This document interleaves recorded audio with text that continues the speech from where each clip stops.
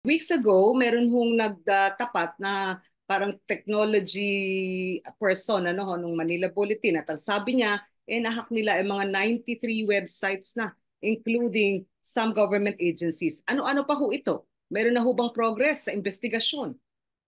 Ah, maganda yung mga tanong mo, Malu, no? Pero hindi ko na sasabihin kung ano yung mga progress natin. Pero gusto ko munang i-commend yung NBI dahil nahuli itong si alias Kangkong Correct. at saka itong si Lance, no? Tatlo sila eh. Sorry, I forgot the other one. Gusto ko na rin banggitin na si NBI may dalawa pang suspect na in the next coming months, they're just building a case.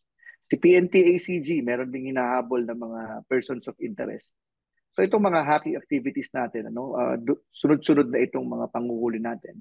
Kaya babala din sa mga gumagawa nito na remember, you're committing a crime. Akala siguro nila kasi nakakatulong sila eh. No, you're committing a crime because that's illegal access to computer systems and that is a willful breach of a personally identifiable information. Correct. So now, going back to the case of Kangkong, si Christian Angel aka Kangkong na meron siyang sinasabit na isa pang journalist na ang allegation niya is Fake parang news.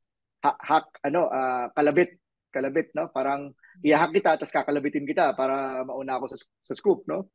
Mhm. um Pangalanan na natin, hindi naman natatago yun eh, At si sa Ginoong Maniego. Art Samaniego. Mhm. Ako naman, alam nyo, ilang beses ko nakasama si Art. At nakikita ko yung kanyang advocacy sa cybersecurity. Siguro sasabihin ko na rin na hindi naman binubura ng mga ginawa niya. Yung mga ginawa niyang mabuti. Okay. Gayunpaman, meron tayong kaso, so dapat niyang harapin ito at ihanda niya ang sarili niya para sa depensa.